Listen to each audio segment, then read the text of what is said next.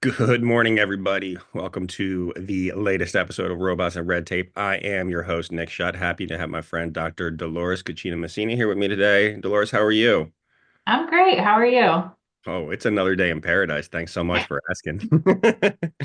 Been an interesting couple of weeks in our industry, as we were talking about before we started. But if you don't mind, for all the everybody that doesn't have the honor of knowing you yet, you tell everybody a little bit about yourself, your background, and kind of how you got here. Yeah, absolutely. So, hi everyone. I am the contracts acquisition nerd that you will find on LinkedIn that reads all the boring stuff. So I am the CEO of Rexata Solutions. Started that about 3 years ago with the vision of setting the record straight when it comes to acquisition. And really where that came from. So I started originally on commercial contracts and I wanted to do government contracts, which I know is unique. Most people fall into the job, they don't ask for it. And then I got into the adventure of starting my PhD and really dove into innovation policy and found that there's such a much bigger world when it comes to acquisition outside of just the federal acquisition regulations. And what I knew of government contracts that was really popular where I lived, which was the shipbuilding industry. Hmm. Uh, Construction and shipbuilding is a whole other world. But I didn't realize that there was even more to acquisition outside of, what was the comfort level that I had. Hmm. And so that combined with me, making a big jump and deciding to do this on my own, I get to take on projects that I really enjoy. Hmm. So I wrote my entire dissertation on other transaction authorities. So one of the, I think, three people that have a dissertation that talks about it. And one of the only, I think one of two people, which is my co-researcher, Ben McMartin, that has done a comparative study of all federal Hmm. statutes of other transactions. So as you can see, I pick a topic, I dive really deep into it. I want to know as much about it. And I enjoy it. And now I'm really focused on international innovation policy and acquisition. So broadening the scope as much as I can. Absolutely. Yeah, no, fascinating, fantastic. I appreciate that. I appreciate you coming on. It Yeah. has to be with kind of the last couple years and the increased activity relating to the AI space. It has to have been first a fascinating time for you and also very busy. Yes, yes. Not just from a perspective of how do we get this into the right hands? How do we use it? But also, how do we protect academic research? How does our intellectual property Hmm. train of thought work now that we have these models that are open to a lot of folks? I mean, AI has been in our lives for a very long time. Hmm. It just hasn't had, I think, the same. Um, I'm going to say sex appeal that it's had in the last like 2 years, right? When ChatGPT came out and everyone lost their mind. And it seems like the moment there's a new chatbot or there's a new platform available, that's all anyone will talk about for a week and a half. And what we saw with DeepSeek is that now it's starting to affect how businesses are operating and their revenue and what that means for the future of technology and technology firms. So it's really taken over the conversation and it's bleeding its way into almost every app you have and every conversation you have. Absolutely. Probably in addition to that, a lot of papers that are coming out now have been researched with AI assistance or written with AI assistance. And so when you start really thinking about it, it absolutely is everywhere, and it's going to continue to Mhm. expand. So in your area of expertise, speaking about the government, what are the ways that the government acquires, emerging technologies? Because I would assume it's different than some of the more like rote commodities out there, like routers, switches, what have Yeah. cloud storage. I would assume this is different. How do they engage in this area? So I think from what I've seen at least is I would say maybe like a year and a half ago, a lot of it was more developmental. More of it is now becoming because the commercial industry has really gotten it to a really good place where they think that it could be really easy for the government to just implement it the way that it is. Hmm. So they're using a lot of FAR Part 12 or Federal Acquisition Regulations Part 12, or simplified acquisitions or FAR Part 13. They're able to leverage that in order for them to get already developed technologies into the hands of the government. Hmm. But what we're finding is that there's a lot more security requirements. There's a lot more questions being asked about how this data is being used. There's a lot more questions about what data these organizations are using to build their models. Hmm. There was a big case with Microsoft not too long ago about what they were using in order for them to build. Actually, Zoom in their privacy policy popped up not too long ago about how they can use any content in your videos for their training, for their AI models. And Zoom actually changed their entire model from being this to being now AI, which is kind of interesting in the way that it's moving along. Hmm. And we also saw that OpenAI came out with a government side of things as well. So you can see now that I think there's going to be an AI commercial branch and there's going to be an AI government because it's going to cost companies a lot. The other way that I've seen the government buy it is through grants, co-op agreements, other transactions. The CIBR program has been leveraged a lot, again, a lot for developmental work to get it to commercialization. Hmm. But with very specific use cases, I think we as consumers tend to think of AI as just like generative AI. I plug in, create an itinerary for me for my trip to Argentina in May. And it makes your life easier that way.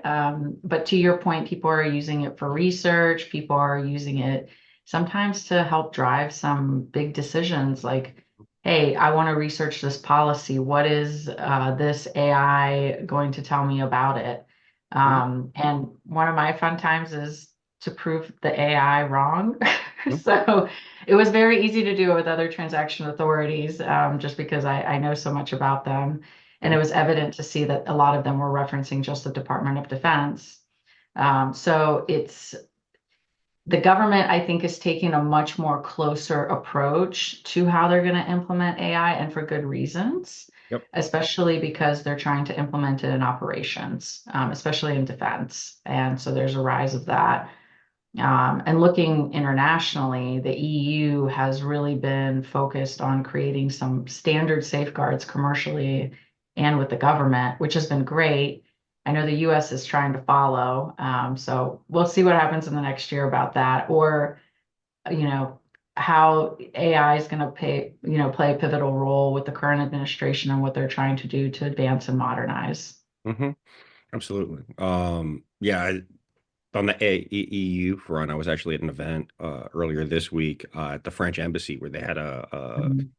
a panel with the French ambassador and a couple other people, and actually I think it was Microsoft's head of government affairs or government relations was there as well, talking a lot about how about the EU's AI Act and how that's being implemented and how like when you look at laws and things rolling out in the country, right? California tends to be the one of the strictest states as far as like legislating things and legislation is concerned and putting rules in place, and how because there's so many people there, everything kind of just has to fall in line. And some folks were saying that they think that that actually may be the case globally as it relates to AI policy because EU is such a big market, nobody wants to miss out on that, and so a lot of Mhm. what's going on there will end up driving policy elsewhere. Yeah, and I think it'll also drive the market. Usually, where you have more safeguards, companies will just put that across the board because it's easier to manage. Yep. Um, and EU actually, what they have as their safeguards, it's not, in my opinion, I don't think it's anything that's restrictive. I think it is the way that they framed it and the way that they're using it is really just to make sure that AI doesn't get abused Hmm. and make sure that, I would say like society doesn't get harmed from AI. And we've all seen the movies. We all see when AI takes over and what happens. And I think we're still far away from those types of movie situations. But when it comes to like facial recognition, things like that, if we're looking at where we are with that, we're very far from being great at doing it. But there's a lot of use, and I think EU's addressing how to make sure that we're doing that ethically, and we're doing that also with a human element involved to make sure that the machine doesn't make a bad decision. Absolutely. Absolutely. And I think some of the common sense policies are ensuring that there's a human in the loop as it relates to Mhm. decision making and things like that. Transparency and visibility into not just why an AI system said what it said or did what it did, but also understanding of the underlying, understanding the data that, the training data Mhm. that was used to train and build the system and understanding where that comes from as well, I think is super important. On government side, so there's three or four main ways that the government is engaging in the emerging technology space. One is Mhm. more routine FAR-based contracts, federal acquisition regulation contracts that are under, you said parts 12 and 13. Uh, Mhm. there's the OTA or other transaction authorities, which is a way a government can engage and buy things without the FAR being involved, correct? Uh, Yeah. and that, I mean, I know there's more to it, and I'd like to hear. I'm super simplifying it. I understand. I don't have a PhD in it, and I'm just trying to make it idiot proof over here. For me, right? So, and then they have SIBR, which is a small business innovation research, and SITR, Yep. which is, I think it's technology. I don't remember what the T stand for. Technology transfer. Yeah. And then which are structured programs with a like a phase one for initial R&D, phase two Mhm. for I think expanding, and then phase three is implementation. Um, Commercialization. Yeah. commercialization.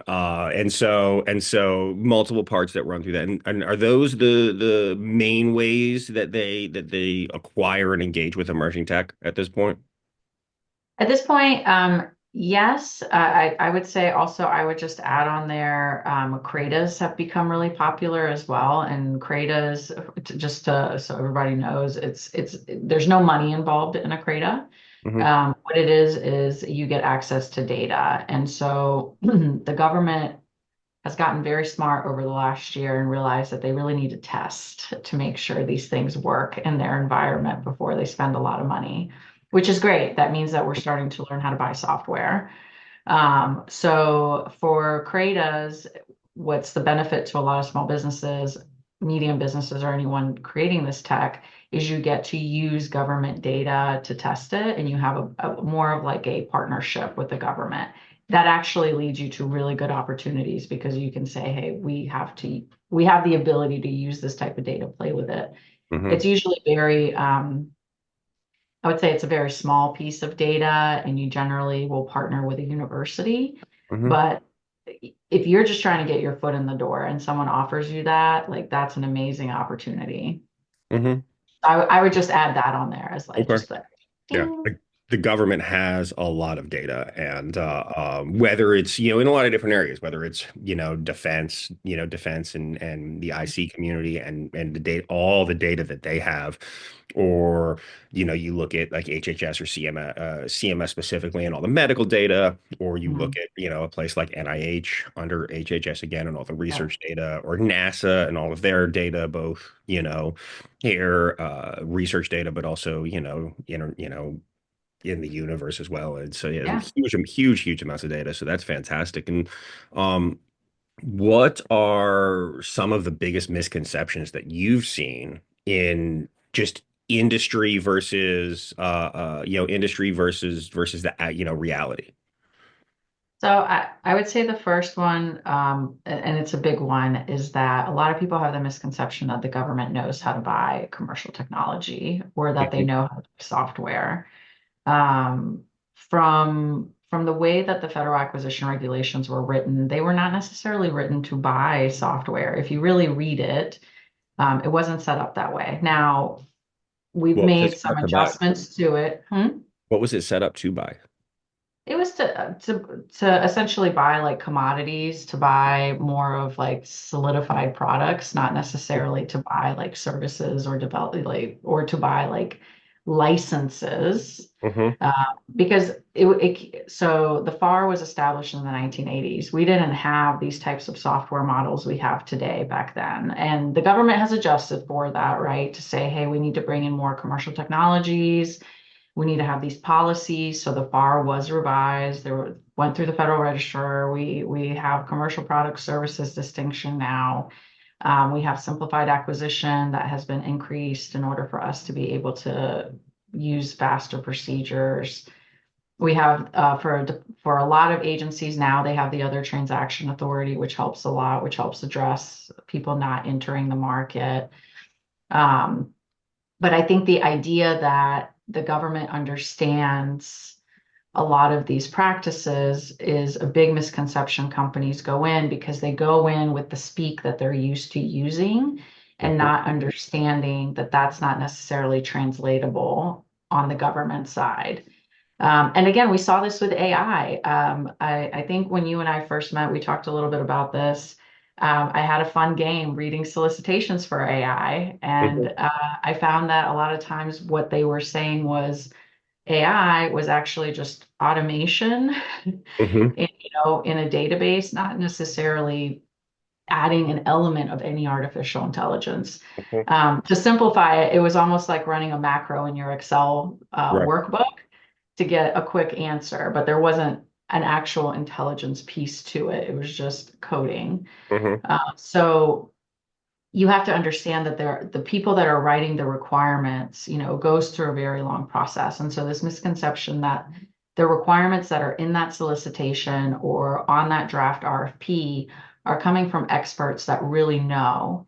And I think industry comes in reading it thinking, oh, okay, this is what you want. They try to fit into it instead of working with the government and saying, hey, you're Mm-hmm. actually missing the ball on this. This isn't the way that you would set this up.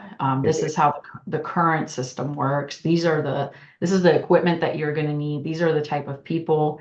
We also saw this with pricing out AI folks for research, Mm-hmm. where labor categories were getting questioned. You're not going to have someone with 40 years of experience in AI that's going to be willing to take a salary of $75,000. It's not going to happen. No. But that was a big topic, I think, about a year ago in terms of what we saw was being rejected in pricing for a Mm-hmm. lot of these firms that were providing the services. So that would be the big misconception is that the government knows. Yep. They don't. That's why they're looking at industry. And you see in a lot of solicitations now where they say they want to leverage commercial experience and knowledge because they're recognizing they have some catching up to do. Absolutely, I they would do. say the second big misconception is that you have to have a specific award instrument for what you want to do, meaning how many times have you heard, Nick, for people being like, I want a sibber. That's all I want. If I just had a sibber, I would be able to make it. Oh yeah. Uh, it happens all the time, right? Someone's Mm-hmm. like, "Ah, I just want a sibber. And it's like, why? Yep. Why do you want this? What are you trying to do? Mm-hmm. And it's because they hear that that's the best way for them to go forth.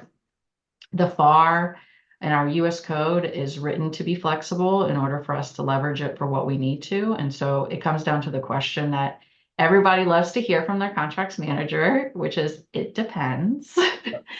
Because it does. It depends on what you're trying to do. And so, to your point, if you're trying to do research, trying to do developmental work, you might not need a FAR-based agreement. Maybe you're looking at a grant. Maybe you need to fund something for that development.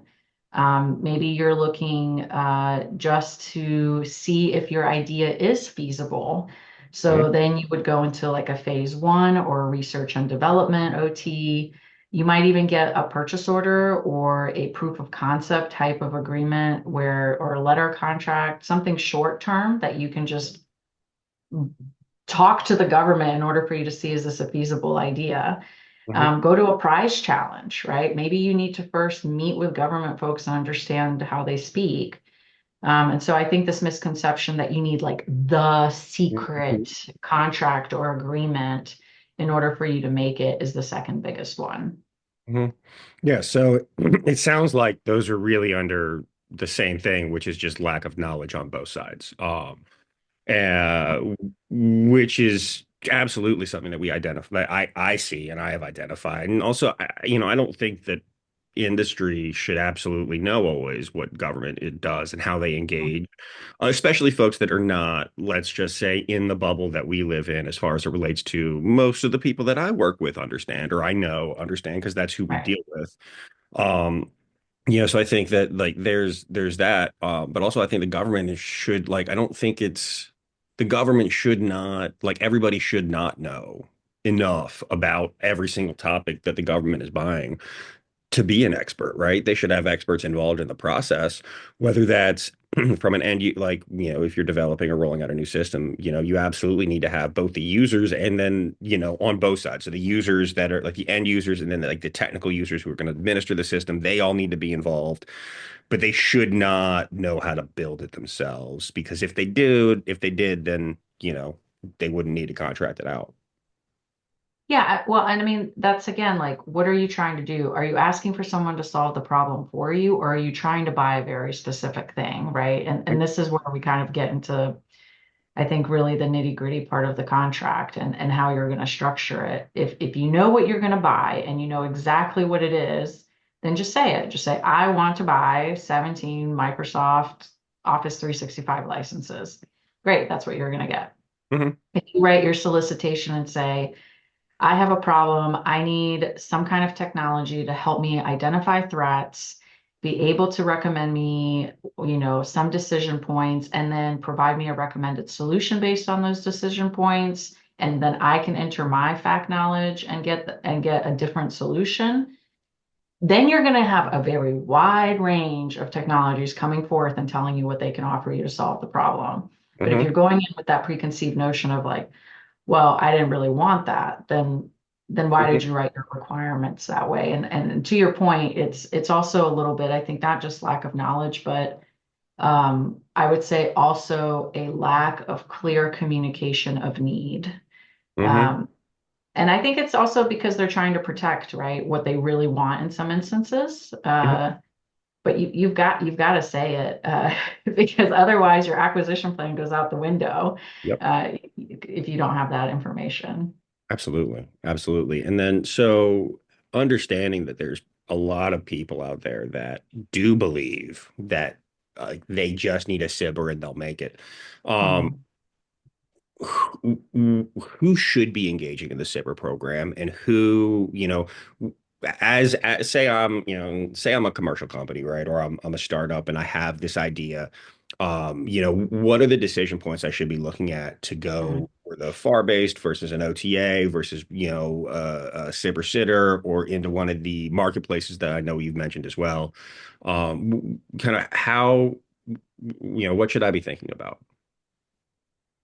So the first thing I think you should be thinking about is where are you currently with the development of your technology? So if you're in the very early stages, that'll tell you that you're probably not going to be looking for things or opportunities that are looking for an already commercialized product that are where you can leverage like FAR Part 12. They're not looking for something that is a final or program of record, as some agencies will use. You're looking for something like price challenges. You're probably looking for a SIBR to do a proof of concept. You're probably looking for a research and development, other transaction, maybe a prototype, depending on where you are. The way you would know is really, there's a scale. The government likes to use the technology readiness levels because it's a model that's existed for a very long time. It's a scale from 1 to 9. Think of 1 as an idea, you drew it on a napkin, you think it's going to happen, but now you need to test it. 9 is it's fully deployed, meaning someone's using it, you're selling it, you're successful, and then all the stages in between. And if you look at that scale, you can kind of also match up what are some of the authorities you can use along the way. Hmm. Where it gets a little bit tricky is when you're starting to develop alternatives to that solution, where it could be considered developmental, but we'll keep it simple for Please. this morning, If just so we don't anybody lose wants to get more complex, you can reach out to her directly. it. Yeah. Yes, exactly. So I would say people that are looking for a SIBR Hmm. are going to be small companies that are trying to get their idea to the commercial market. That should not be your only pathway. And I say this to everybody. Do not think that you should only target one just because it's a good fit. At Hmm. the same time, you should be looking at other opportunities. Look at investors, look at venture capital, look at angel investors, look at bank loans, because the government takes a long time.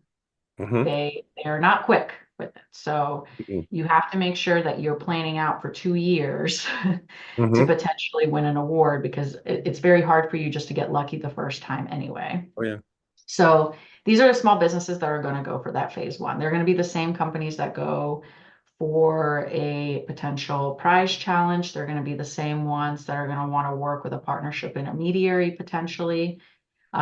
Companies that have really great relationships with universities and colleges would probably go for a sitter. And the reason for that is the small business still gets to keep all the rights to what the end product is, but they get to leverage the resources of the university in order for them to work together. The advantage of that is you have PhDs and you have experts at that university and data Hmm. that you can leverage and you can work together. So that's the only difference between a SIBR and a sitter is that in one hand you have a university involved, in the other one you don't. And Hmm. the way the Small Business Administration defines that is research institute. So as long as they're defined, they're fit within the definition of research institute. Usually they're not defined in the solicitation. Hmm. You can leverage them. So just be aware that that is a great opportunity as you get further down the line and you start thinking more of like, hey, I'm thinking of prototyping, that's where the door kind of opens up for you a little bit more because you can leverage more opportunities. You can more people are open to using like FAR Part 35, which is for research and development. More people are open to talking about other transactions for prototyping or demonstration, depending on the agency that you're working with. You could use simplified acquisitions. You could get a purchase order in order for you to work and with them to help develop that prototype. Hmm. It depends on what your budget is. And again, you can do all this at the same time. You can apply for SIBR phase two. You can apply for a SITR phase two. You can apply for an OT. You can apply for a grant. You can get Hmm. venture capital funding. You're trying to get your product to the commercial market. That is your goal. That is the purpose of the SIBR and SITR program is commercialization. And generally, that's the purpose of how government funds innovation. It's for the public good. Hmm.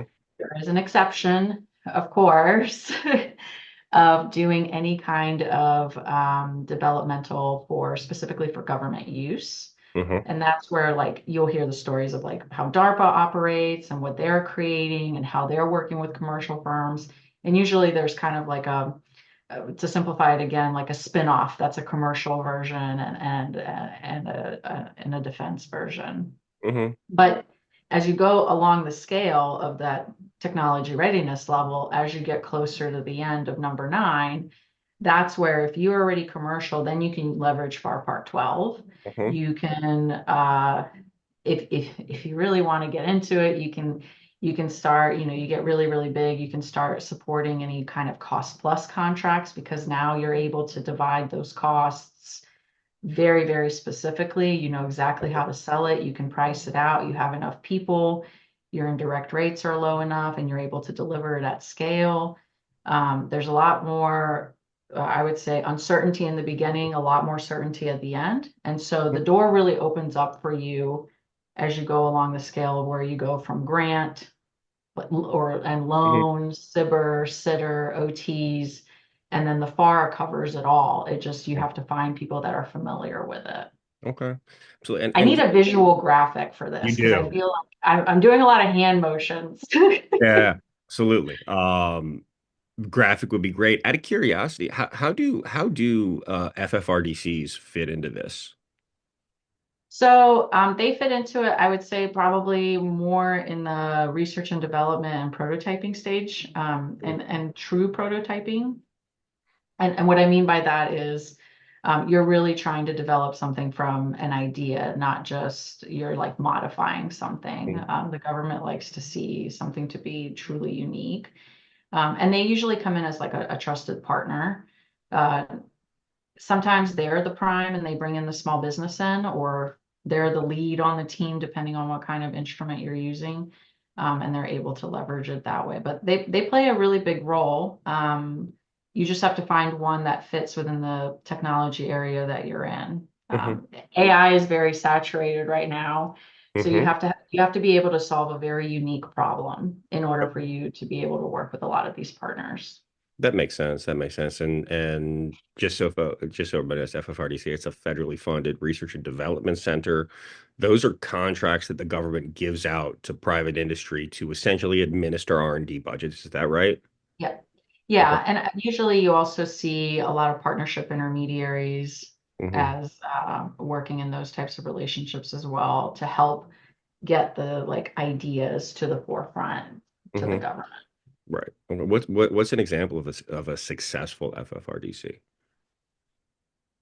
Oh man, you just put me on the spot. Successful FODC. I'll have to phone a friend for that one for later. I'm trying to go down my list and be like, oh, okay, how do we define success? Right. What does Yeah, that mean? like yeah, from like I know that MITRE runs a bunch of them. I think Mhm. JPL is another one out in California, all about propulsion and like I think it's the Jet Propulsion Lab is what it stands for. I don't Yeah. remember. And I know like IDA is a big one here in or a medium sized one here Mhm. in the Northern Virginia area, all around data and data analytics. Um, so yeah, there's a bunch of them out there, which I do. Yeah. Yeah, and I know we didn't. I know you weren't prepared for that. I didn't tell you I was going to ask you that. It came You in. threw a curveball. Yeah. No, I mean, the thing about a lot of them, though, I think it's hard for the public to know and to measure how they're going to work with them because they're so behind the scenes. I mean, they all have websites, they all have great information. It's not very evident on how like a company can come in and say like, hey, I have this really cool technology. How can we work together? Hmm. And I will say with any relationship, a lot of these small businesses are nervous because they don't want to lose their IP Hmm. or intellectual property. They don't want to lose the right to their intellectual property. So MITRE does a really good job. I know a few people from MITRE, and I will say, when I was starting out, I was very intimidated by them. The entire organization, I was like, they would never want to talk to me. And Hmm. then I talked to a few people from there. I was like, oh, they're like really nice. Yeah. But when you go to conferences and you see a lot of the folks there, it is very intimidating because they're very, very smart folks. Mhm. So you're expecting for them not to be as down to earth as they are, but they're there to be a door that you can use and that should be able to open up the opportunity for you to work with the government or at least get smarter on how to. Yeah, absolutely. Yeah, no, I know that they're like I know they have a lot of really smart people like I that work for them. I remember a conversation. A friend of mine called me looking for something high, like somebody that had a hyper specific skill set and a hyper specific knowledge set. And I ended up talking to somebody who's in the healthcare space, and I ended up talking to somebody from MITRE who is an MD and also a data scientist. And it's like, man, like that's a bit of overachieving. I don't need, like you get your MD, you go back to school for a Yeah. PhD in data. Come on now. But that's the kind of people they have there. It's a fascinating organization. And so how can you explain the different phases of the Sibber and Sitter program? And kind of walk us through what that looks like, and then also, just again, just give a base understanding to start with. Yeah, absolutely. So I'll do it as the policy directive from SBA or Small Business Administration lays it out. Each agency that uses it slightly different, but but the framework's the same and slightly different. I mean, it's usually the dollars that are associated with each one. So phase one is supposed to be like proof of concept. Generally, with a phase one, your deliverable is just, hey, is it feasible? Is there feasibility in this? It's a report. Mhm. That's what you're delivering at the end of a phase one. So you're just trying to show to the government, like, hey, I have this idea. It looks like it's going to work. Generally, companies are doing a lot of discovery calls. They're trying to figure out, hey, what else do I need to know? It's low dollar value.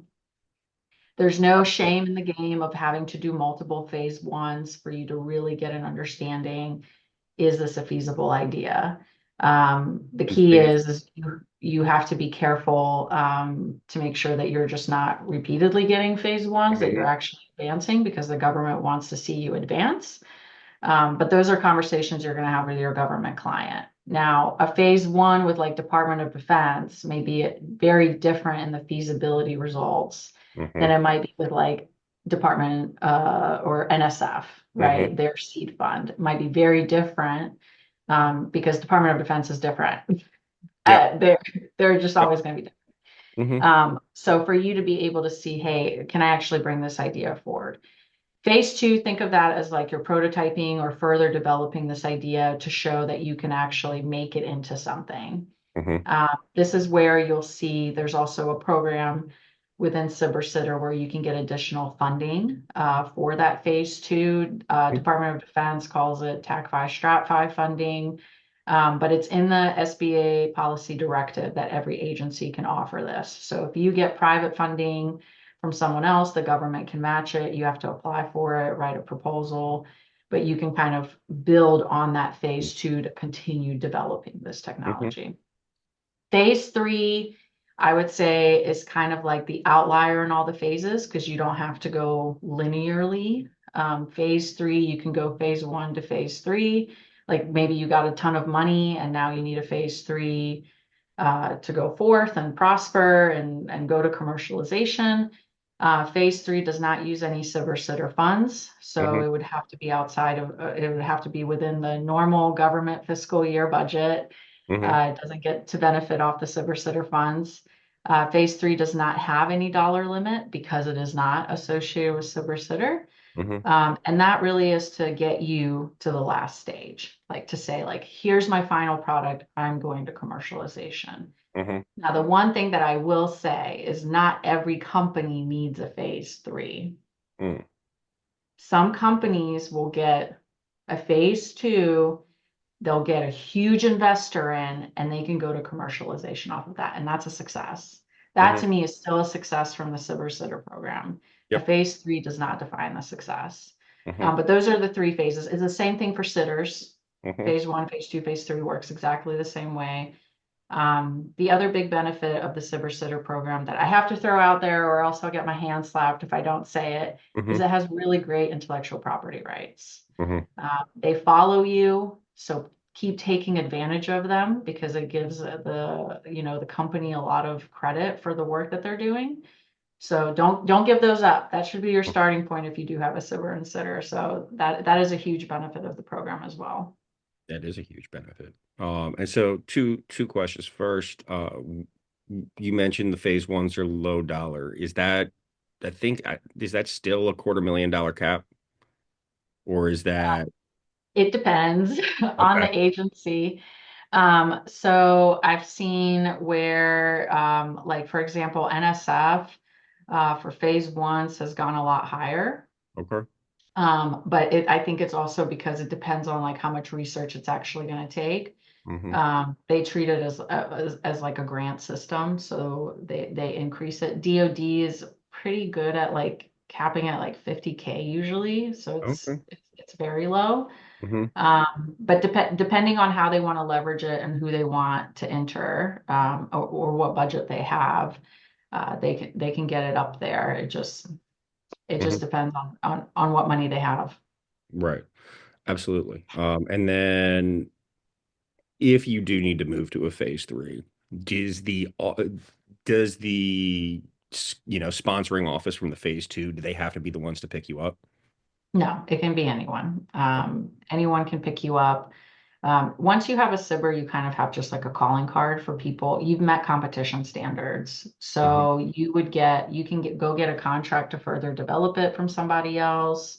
You do not have to go like Air Force to Air Force. You could go Air Force to IRS. IRS could fund the phase three if they wanted to. Hmm. Um, if they had the money, right? And you guys have been in conversation. That SIBR and SITR gives you a lot of advantage as a small business to be able to leverage it and to say, hey, I've met competition standards. I have this calling card now. I have a proven proof of concept. There's Hmm. even opportunities where I know it kind of sucks for some companies where you get selected but not funded, Hmm. which means again, like government thought it was really cool, but they ran out of money when they got to you. Hmm. So you don't get any money, but now you have to find someone that has the money and that can pick it up. Right. People don't spend enough time, I think, finding opportunities for that. I think mostly because it kind of breaks your spirits to know, like, oh, I think you're cool, but not cool enough is how it comes off to a lot of folks. Hmm. But even opportunities like that, you could take that and you can turn that into something where you can get a contract with another agency Hmm. for that idea to bring that to a prototype or phase three. Okay. No, that's fantastic. And what about OTAs? How do OTAs work? How do they differ from SIBR and SITR? And from far-based contracts. Yeah. All right. Here we go. Yeah. So, Hmm. other transactions are really, really awesome because the benefit of them and the reason why they exist is to help companies that don't necessarily know how to do business with the government and don't want all the strings attached of doing business with the government to bring their ideas or get funded by the government to the government. So the history of OTs or the legend of OTs, it started with NASA during this, for the Space Act is the first instance that we saw a Hmm. mention of other transactions. And NASA really, I would say, uses it. They have the shortest authority. They also use it the most broadly Hmm. because it just says use other transactions. There's that whole statute that you have for Department of Defense, they don't have. They have this blurb. That's it. Hmm. That's all that exists. Most agencies, what they use it for is they generally call it research and development or research and demonstration. Department of Defense, because they're special, Yep. they have their statute that they use that's very prescriptive. It describes, they have one statute for research and development, one statute for prototyping, and it also includes what's called a follow-on. That's what people are most familiar with. The way other transactions work is they're not, for some agencies, they're not just for innovation. They could be used for leases. They could be used for anything that it makes sense for them to use it for. That is literally like they have a very broad authority. Okay. Other agencies have made sure that they put confines around it to say, hey, you can use it. Like NIH is very specific. They're like, you can only use this statute to study blood and lung cancer. That's it. And Interesting. anything associated with it is within the statute. Hmm. Department of Defense said, well, now there's a long history of how we got here, but Department of Defense said, in order to support the Department of Defense mission, you can use these authorities to develop your technology. And then if you're successful, you can also use what's called follow-on, which can be FAR-based or non-FAR based. Hmm. The way companies will use OTs is or the government they may decide what competition makes sense. So they would do their market research. If no other company is able to bring this forth, they can go and they can work with that company direct. They would put in their file Hmm. that, hey, we did our market research. This authority made the most sense. There's no one else that does it. So we're going to work with this company. Hmm. There's no like sole source. Sole source is a FAR term. So Hmm. FAR does not apply. Right. That does not mean that OTs are not do not have any laws Hmm. regulating them. You still have to follow laws. There's still several things that apply, like NIST still applies. A lot of people are surprised by that. And I always have to say it's not CMMC, it's the NIST 800 171 that Hmm. applies, not CMMC. The other one is SECA does not apply to OTs because if you look at the nature of it, you're looking at research, you're looking at technology, you're looking at ideas that people are bringing that are not necessarily going to be available worldwide. And the example that I use, like in classes, is there's not very many Dr. Neil deGrasse Tysons out Hmm. there. And so most likely he would be a very great candidate for an OT Hmm. without competition because he's going to bring a lot of ideas forth. The other thing is like it gives you flexibility to build teams and you're able to not work. You don't have to work in like the prime sub relationship that a lot of Hmm. people think of.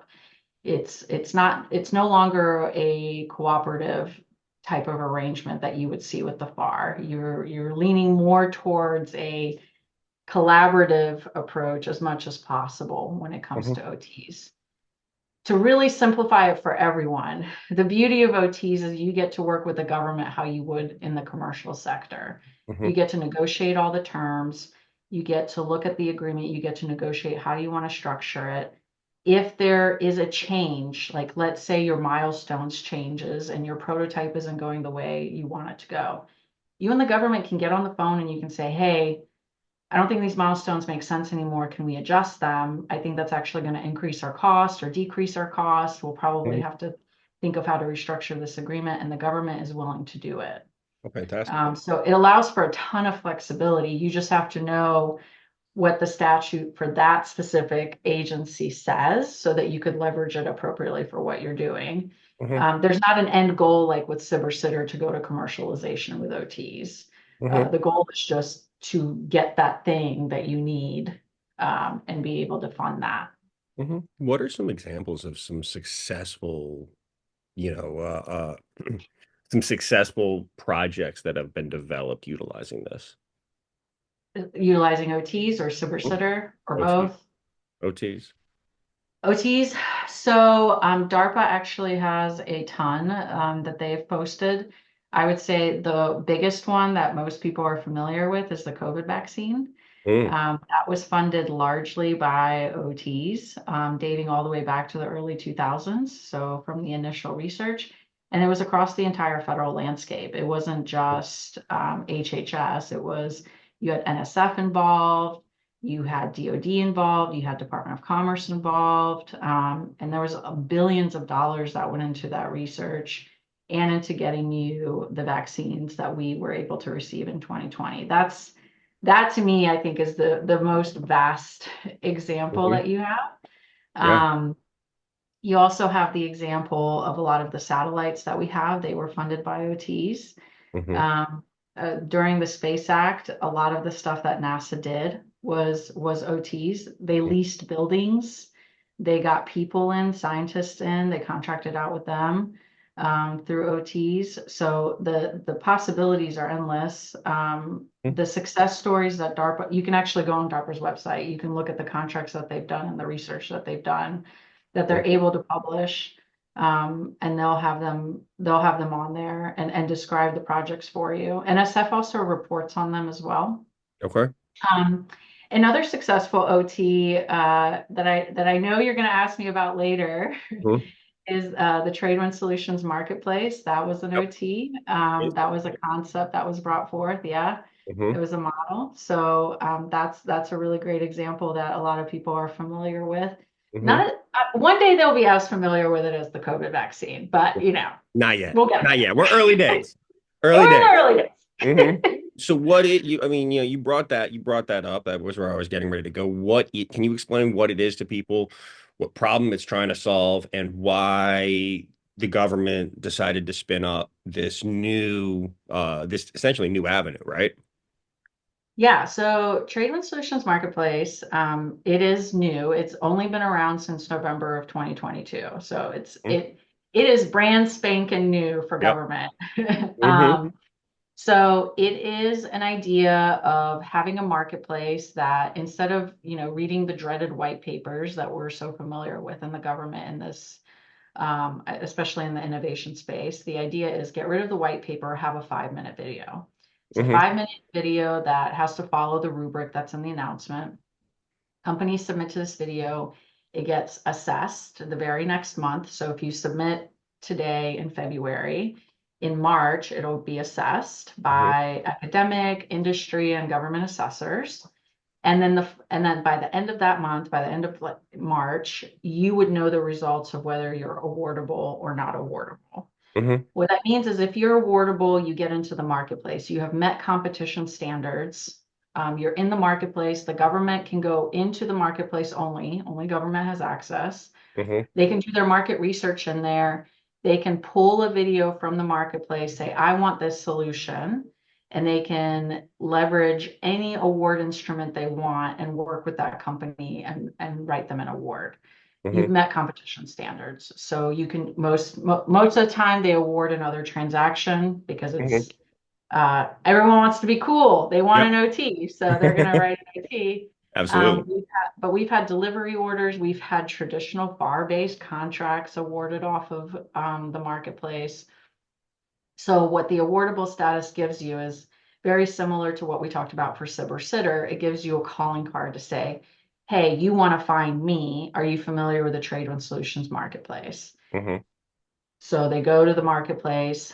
What we've developed is a how do you buy off the marketplace guide, an acquisition guide. It's all on the website. And the big ethos for us is transparency. So we really try to make sure that we're helping people. We have a great feedback loop. So Yep. that being said, for the companies that are not awardable, because I know everyone's like, okay, well, what if I don't get in? What does Hmm. that mean? That doesn't necessarily mean you should stop. That means that what you're going to get if you're deemed not awardable is a feedback from the assessors. So you'll get to see how you scored. You'll get a heat map. You'll get comments from the assessors. You'll get all that in a separate email. You'll be able to look over that, see what adjustments you need to make in the video. Then, if you have questions, what we have is called real people time or RPTs, Hmm. which are our office hours. So you can schedule time with us. We'll walk you through all of the feedback. We'll talk about what you can do better. Hmm. If there's still like really like big questions of like, hey, why did the assessor say this or that? We'll go meet with the assessors. We'll talk to them. We'll say, hey, there's still questions. There seems to be some discrepancy here. Can you clarify what you were thinking? Hmm. And then we work with that company to say like, okay, so here's the areas that we recommend you improve. They Hmm. resubmit, they get reassessed, and usually after 2 to 3 times, people are successful. Okay. Some people are not successful. I think we've only had like 6 people that just didn't move on. And Hmm. that's because they just weren't a good fit. Like we Yep. had someone that was, I think, like a water purification, didn't fit within the criteria of the solicitation. One was it was a technology, but for trade winds, it didn't fit within the strategic focus areas.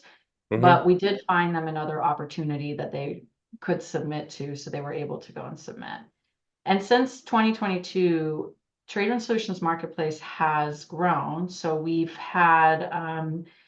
have what's called the Cyber Aisle, which is now part of the Solutions Marketplace, which is a place for potential phase threes. So we know that there's a problem set. We know that Hmm. the government and Congress, phase threes are really important to them. So we're trying to collect people, everyone that has had or has a phase one or phase two to submit their information. It's all in the announcement. Hmm. The video is slightly different from what is for the marketplace itself. We check it for compliance only. It doesn't go through assessment because you've already done competition. Right. You got the SIBR. Your video goes into the marketplace of all the SIBR aisles. And that way, if the government is looking, hey, I really like one of my goals is to do a Hmm. SIBR phase three.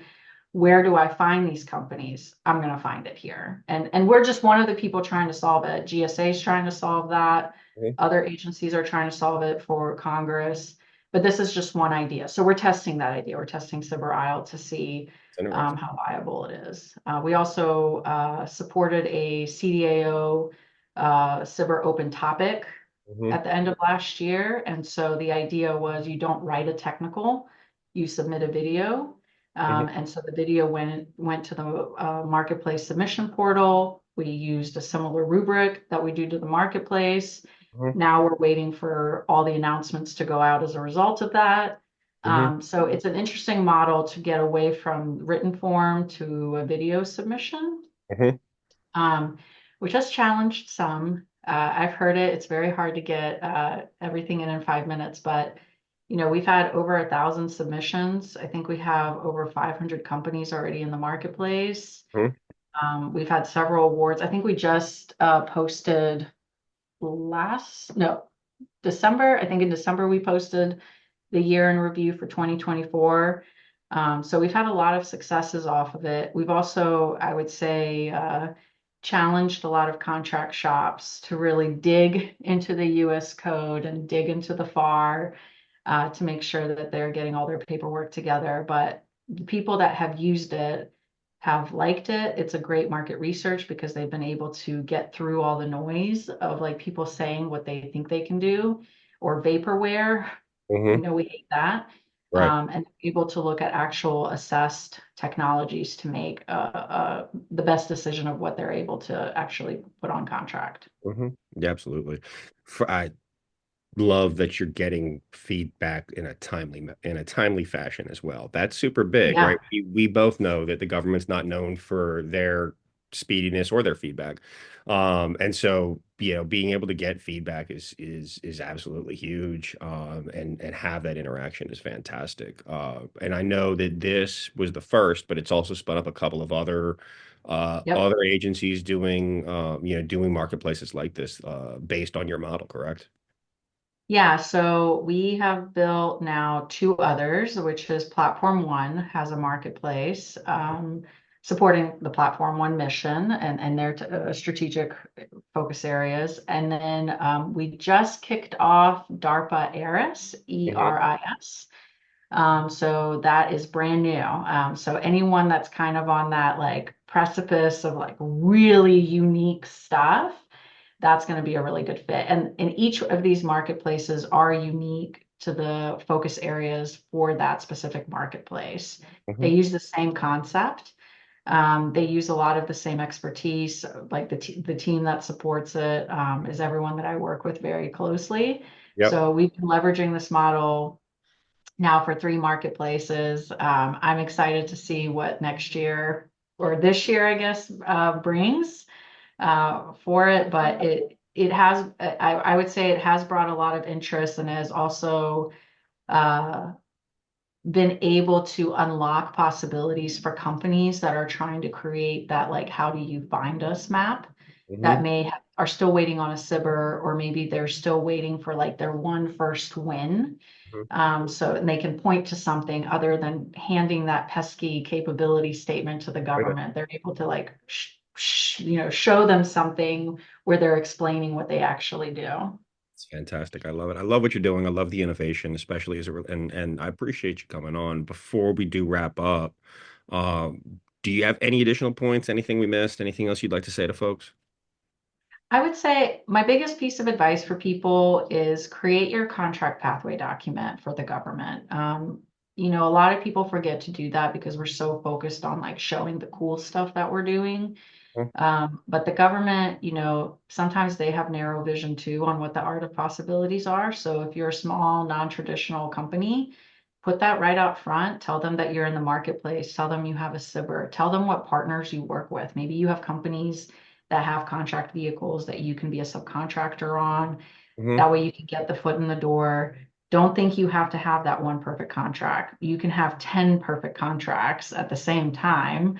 Absolutely. Don't stretch yourself too thin, but make sure that you're very tactful in how you're talking with the government and use all the resources you have. There's a ton out there. There's a ton of experts that are willing to help. So get the partnerships, get that contract pathway document together. If you Mhm. don't know what it is, I'm happy to answer any questions anyone has on LinkedIn about it. Absolutely. But the art of possibilities are all out there. It's just a matter of you having to know how to leverage it and leverage it to your ability. Awesome. Really appreciate it. Appreciate you coming on Robots of Red Tape. It's been super fun having you. Yeah, And thank you so much. thank you, everybody. Thanks for listening. Hope you're having a great day.